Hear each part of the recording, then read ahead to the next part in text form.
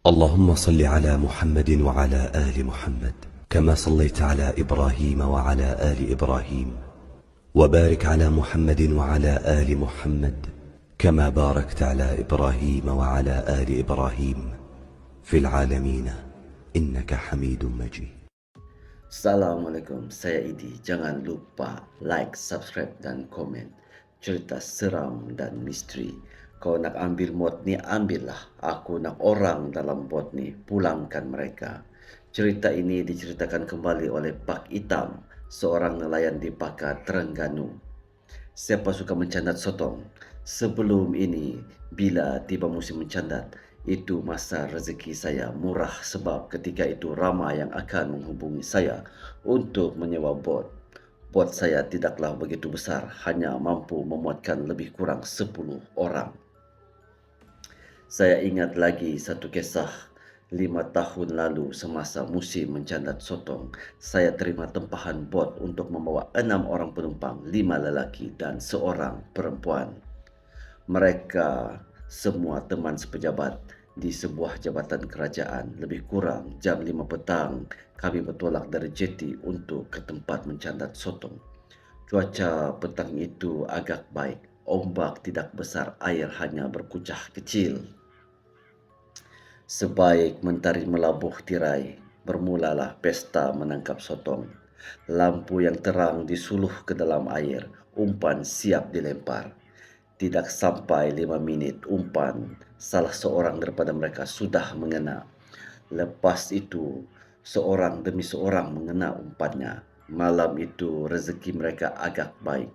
Baru beberapa jam berada di situ, hasil tangkapan sudah banyak sehingga mereka kepenatan. Lewat jam 1 pagi, para penumpang itu sudah letih. Tapi tersenyum puas sebab hasil tangkapan memang meriah.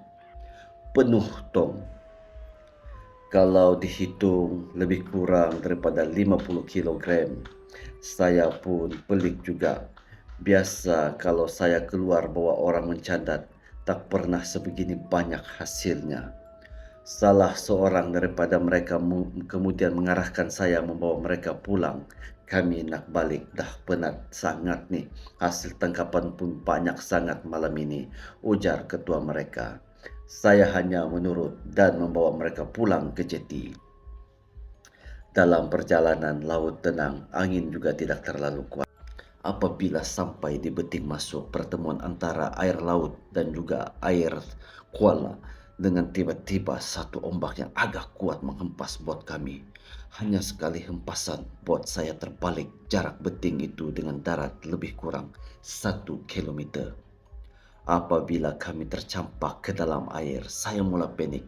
Dalam keadaan gelap malam, saya tidak nampak mereka semua. Kebetulan di tepi saya ada pelampung yang saya gunakan untuk buat unjang. Saya baling ke kiri dan ke kanan. Ambil nih, jerit saya kepada mereka. Terdengar suara orang meminta tolong. Suara itu terdengar seperti dekat. Apabila saya berenang ke arah suara itu, saya tidak ada nampak sesiapa pun di sana. Dan saya pun berkata, jerit, lawang saya supaya saya dapat mendengar arah suara jeritan mereka.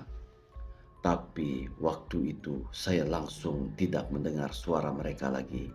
Padahal saya pasti mereka berada tidak jauh dari saya. Ketika itu saya berasa sangat takut. Maklumlah, ada 6 nyawa yang perlu saya selamatkan. Buntu, tidak tahu hendak buat apa. Saya terus melaungkan azan. Waktu saya azan, saya terdengar seperti suara orang yang sangat ramai. Suara itu bunyi berdengung macam bunyi ribuan lalat, tapi bunyinya seperti orang. Selesai melaungkan azan, suara itu hilang. Dan saya pun berkata dengan makhluk itu, kau nak ambil bot ni, kau ambillah. Aku nak orang-orang dalam bot ni saja. Pulangkan mereka, jerit saya. Beberapa kali saya menjerit begitu. Tidak lama kemudian saya terdengar bunyi sahutan di sebelah kiri saya. Saya terus berenang ke sana, tapi Arah itu adalah arah ke tengah laut.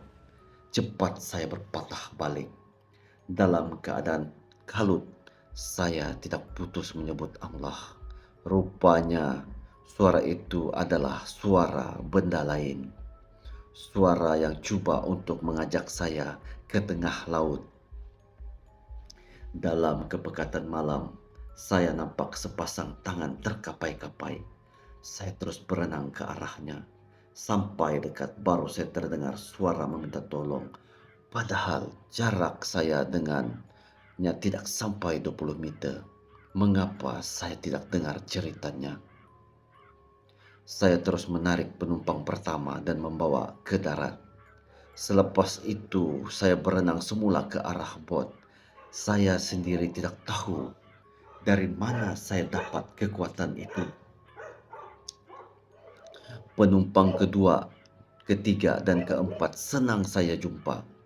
Seorang demi seorang saya tarik mereka ke tepi pantai. Tetapi penumpang kelima memang susah hendak dicari. Padahal dia berada tidak jauh dari tempat bot kami terbalik. Suaranya langsung tidak saya dengari. Walaupun saya menjerit sekuat hati, namun tiada balasan.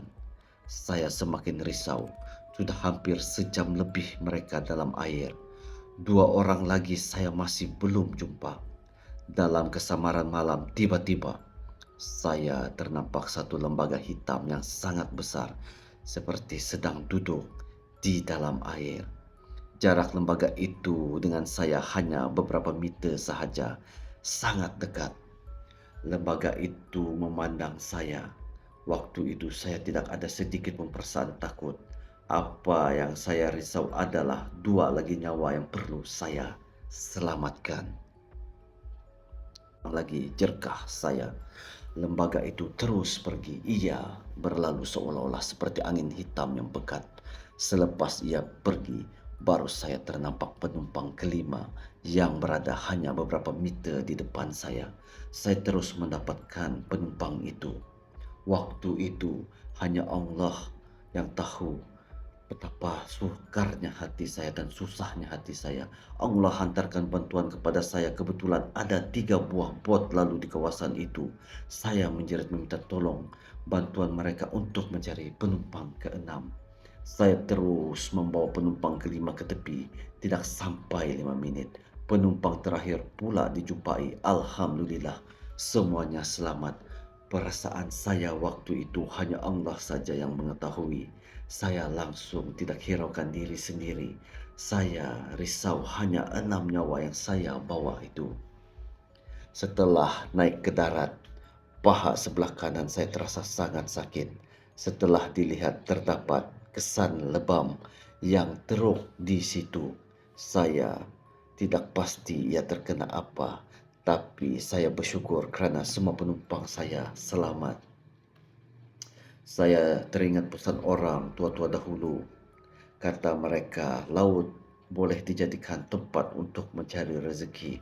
Namun, silap hari bulan, laut juga boleh menjadi tempat kita bersemadi. Mujur, malam itu bukan lagi masa kami. Teringat juga kata orang, jangan main-main dengan laut, kerana penunggu laut hanya menanti mangsa kalau kita terleka.